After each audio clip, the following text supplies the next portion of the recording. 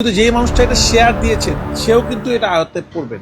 চিত্রনায়ক শাকিব খানের আলোচিত সিনেমা তাণ্ডবের পারভেজের মূল অভিযুক্ত টিপু সুলতান শেষ পর্যন্ত ধরা পড়েছে জেলা গোয়েন্দা পুলিশের জালে।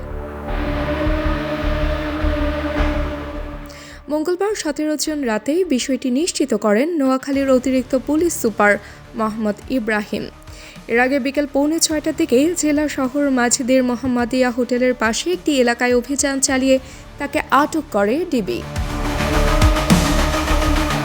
ধৃত টিপু সুলতান বেগমগঞ্জ উপজেলার জিরতলী ইউনিয়নের 4 নম্বর ওয়ার্ডের কালিকাপুর গ্রামের বাসিন্দা, পিতা খলিলুর রহমান।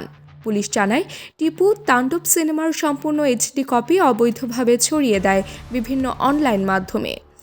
এই ঘটনায় ছবির প্রযোজক শাহরিয়ার করিম ভুইয়া ওরফে শাহরিয়ার শাকিল ঢাকার বনানী থানায় কপিরাইট আইনে একটি মামলা দায়ের করেন, যেখানে টিপুকে প্রধান আসামি করা হয়।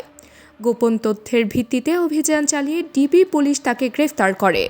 পুলিশ কর্মকর্তা মোহাম্মদ ইব্রাহিম জানিয়েছেন, প্রাথমিক জিজ্ঞাসাবাদে টিপু পাইরেসির সঙ্গে জড়িত থাকার কথা স্বীকার করেছে। তাকে ঢাকায় পাঠিয়ে বনানী থানায় আইনানুগ ব্যবস্থা নেওয়া হবে।